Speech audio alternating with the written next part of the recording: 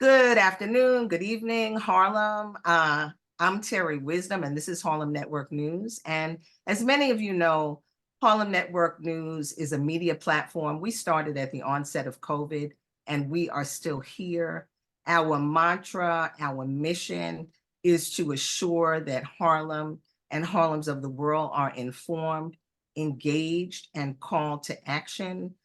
We have a lot going on in our community that's just evident every day as we walk through the streets of Harlem, and voting, electing public officials, holding public officials accountable is something that we actually have to deal with. We have a primary that is coming up on the 25th of June for the state assembly. And in preparation for that, we have one of our candidates for state assembly who is right here with us. And that is in the person of, or the embodiment of Jordan Wright. So Jordan, please introduce yourself, share with the community who you are, whose you are. One of the things that we do at Harlem Network News is to assure that everyone is informed. We make no assumptions. So you need to let us know who you are. Thank you. Absolutely, Terry. Thank you so much for having me. Thank you to Harlem Network News.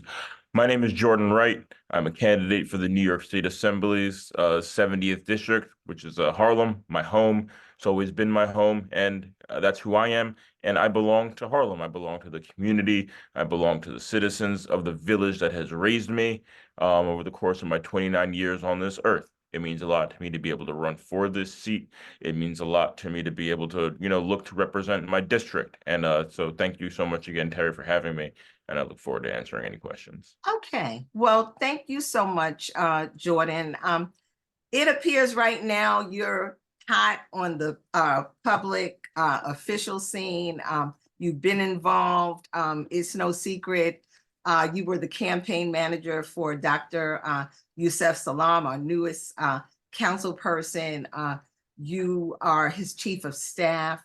So I guess you got thrust, into coming into this public official world to try to make some change. And certainly you come from legacy. You may want to share a little bit about that. But what was the burning bush that made you say, okay, with all of this, it's really critical that I run and win as a state assembly person? What are the dynamics that led to that? And I know, just interjecting a little bit, because we want to make sure that people are clear. Our incumbent state assembly member, Inez Dickens, who has served for many years and served well, decided to not run again. So just factor in, because the community needs to know what's happening, why it's happening, and where you come on through. Yeah, so thank you. I feel like it's a loaded question, why I decided to jump into public service. Absolutely. Beautiful question, actually. I've, seen Harlem my entire life. I've seen Harlem from a different lens, being, my grandfather, as you mentioned, my grandfather, going back to this community, was a judge nicknamed Cut 'em Loose Bruce, Judge Bruce Wright. He was a titan for the Eighth Amendment and didn't feel like bail should be used as a punitive measure. My grandmother was a district public school teacher at PS 197, and my father held the very seat that I'm running for 29 years, or 24 years, I'm sorry. Well, okay. So I say that to say, on top of all of that, recently I served on my local community board 11, and I was able to serve as a campaign manager for Councilmember Yusef Salaam. And then when he was rendered successful, I was honored to be hired as the chief of staff. It means a lot to me to serve in all of these positions. And it's interesting, because as I move around the community and people recognize me, more often than not, people are saying that your grandmother changed my life, the one who was a different school teacher. That means a lot to me. To be able to have that legacy, the legacy of an educator, which is also something that I, followed. When I graduated from college, I jumped into teaching for a little bit. So that means a lot to me. Um, Okay. and I wanted to be a part, I wanted to be a part of this service because I think it's very powerful. I think that it's powerful that Councilmember Salam has endorsed me for this candidacy. Mhm. Senator Cordell Clear has endorsed me as well as our wonderful outgoing Assembly member Inez Dickens. It's a very powerful thing that three of the sitting electeds have decided to get behind one candidate in Harlem so we can move together as one and work together in a way that we truthfully haven't seen in this neighborhood since the Gang of Four.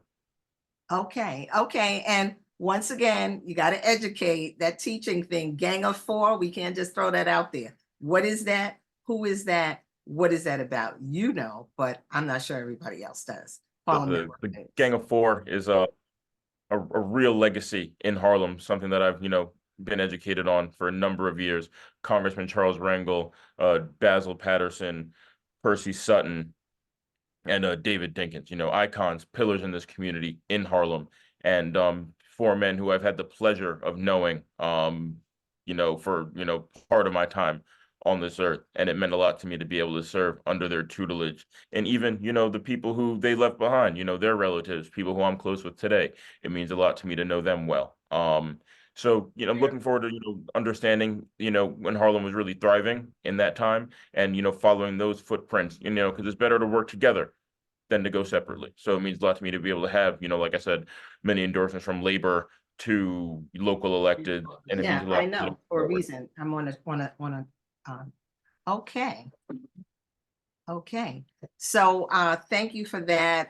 This is Harlem, and obviously there's lots going on right here. I'll just raise up one of the issues that our borough president, our Manhattan borough president, Mark Levine, and happy birthday, Mark. I know that just passed, but one of the things that is a plague right here in Harlem and around the city are the scaffoldings, okay, which are up. Often work is not being done.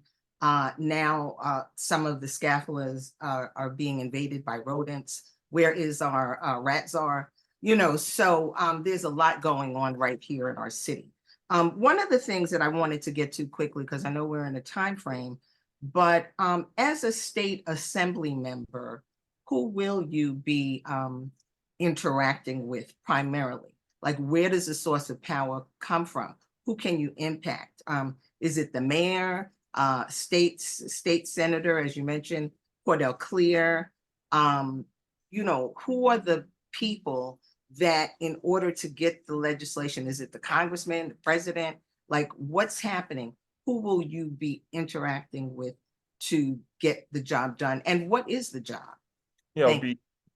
I'll be working with other assembly members to get stuff passed through the assembly, and then senators to make sure that we can get laws passed through the assembly and the Senate. Working with the speaker, Carl Hasty, the governor, Kathy Hochul, to pass laws on the state level that will, not just impact Harlem, but obviously, all the places all over the state. I'm happy to, be able to say that I've walked through the halls of Albany before. I've went to college at Syracuse University, so I'm familiar with that part of the state as well. So, it's things that you pass, laws that are passed in Harlem are going to impact, other parts of the state differently. So I'm lucky to be able to say I've, traveled the state for a number of different reasons. And I understand how things would, impact other areas. But that's who I'd be working with, the governor, and the other state and assembly, state legislatures on the Senate and the assembly. Okay. Thank you for sharing that because we want to make sure that everyone is informed. I feel like there's a lot of frustration in our Harlem community. I'm just going to do like quick rundown in terms of some of the issues. We know these are issues that have been polled, the issues that every man, woman, and child on the street here in Harlem knows and talks about all the time. It's the oversaturation of the drug treatment programs in our community. Our community has 70% of the drug treatment centers for the city. And while a Staten Island may have 1%, Queens 3%, 7%. And I mean, so that's an issue. The oversaturation of shelters in our community, the oversaturation of illegal cannabis stores in our community that are selling to children, over policing, stop and check still exist. Every night when you go out, you could potentially be stopped for nothing. So it's a blockade out there. Separate but not equal education. That happened in the 50s that the laws got overturned. But in our community in Central Harlem, 99.99% of the children are Black and brown children, and the education is not equal. So we have that going on. Unaffordable housing, poor living conditions. We have, disparity in economics, insecurity, food insecurity, oversaturation of asylum seekers that are living on 30th Street are going to school in this district. Funding for small businesses. I know the MWBA contracts and all of that is critical. Employment, that's a living wage for our community. And what about media? The lack of media, the lack of funding for media. And that's, of course, where Harlem Network News, we raise our hand, because media really, social media, all of the medias really are driving the train in terms of what people know and what people think. So the question is, as a public official, because we just saw the state budget passed, and a lot of people feel like we really got shammed, with the state budget, how things were allotted. It's not stuff that's helping our community. How can we get in there and get some teeth in the legislations that are going? We know that reparations is on the floor, the fair share is on the floor, but what is it? Because it does not appear that common sense is prevailing, or the understanding of people as we make laws and deal with issues. Like, how do we change that? Big Right. question. Yeah. So a lot of what politics is negotiations and relationships.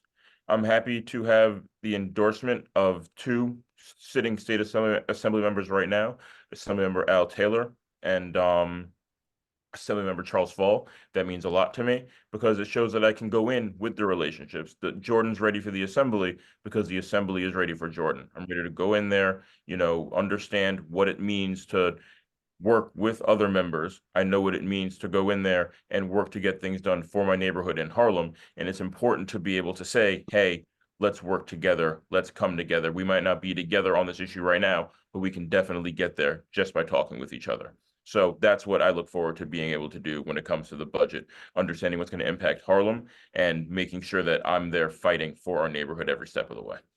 Okay, so thank you for that. I'm Terri Wisdom. This is Harlem Network News.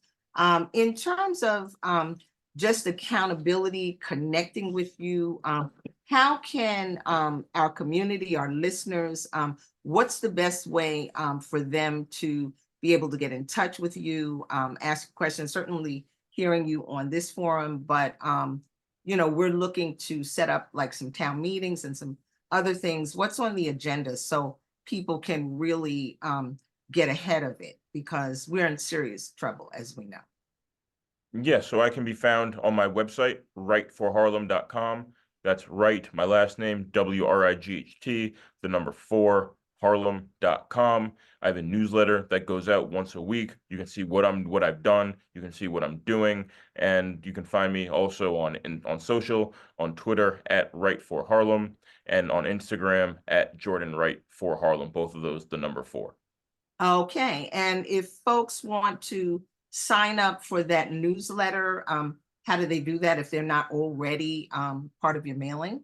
Yes, so that's on wrightforharlem.com. If you sign up there, you'll get the newsletter, you'll get all that good information. Okay, all right. Okay, so just in your final summation, if you would like to share what some of the key issues are, what you plan to attack first, and how the community can support you in that, because it appears it's going to take a lot of pressure. Absolutely. We have a ton of work to do. As I move around in the district, a couple of things that I've seen are, we have a couple issues are affordable housing, economic and workforce development, and youth services. And as we have those 3 issues, they all impact one another. We have an affordable place to live. you know, you have a job, economic and workforce development, and then you know, the youth services, they all come together, and it's important that all three of those are within our community. It's important that we all know they impact each other, and as we, you know, have more affordable housing, you have somewhere you have a job, you can pay for it, and then from there, once you have somewhere to live, you know, your children, those youth who live with you, they have good after school programs, you know, they're all taken care of. Those are three ingredients for, you know, a good recipe for life. Okay, okay. So thank you for sharing that. And just one final question. As a state representative, what and how is their interaction with our mayor, with our congresspeople, the president? Because a lot of things are colliding and interacting, you know, but how, as a state assembly person, would you be able to impact some of those issues? Or is that out of your purview? No, you know, nothing's ever out of any purview once you're in elected office. Like I said previously, it's all about negotiations and relationships. And a part of those relationships is understanding that issues on the federal level, issues on the city level can always be aided with a state intervention.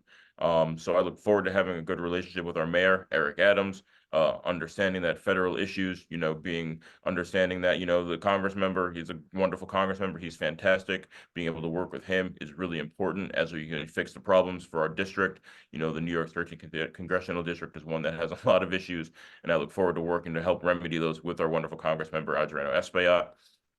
And, you know, we have a lot of work to do. So I look forward to working with all the parties involved at all levels of government to make sure that the state assembly is, you know, being a great partner as we move forward in this Okay, way. okay. Well, thank you very much for that. I know New York City is a place where we are all constantly moving, shaking, addressing issues as they come to us. So I thank you for taking the time, and I thank you for being the first candidate for State Assembly District 70 to come on Harlem Network News. And we certainly will be bringing the other candidates on this week. We didn't want to do the forum because we wanted each candidate to have a little free space, which I think will help people make a choice. And certainly one of the things that we want to do is get this information out to our youth and our new voters. So thank you very much. Thank you, Jordan. And Absolutely. have a great day. And thank your team. All Thank you right. so much, Terry. Okay. Appreciate it. Once All again, right. Wright4Harlem.com. That's where you can find me.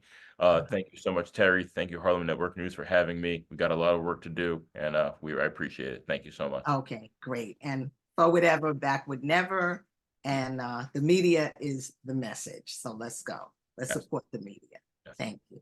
Thank you so Harlem much. Network News at gmail.com, at harlemnetworknews.org. You can Zelle us and also Cash App us. Thank you. We need your support. And we're grateful to be able to bring news and information to the community.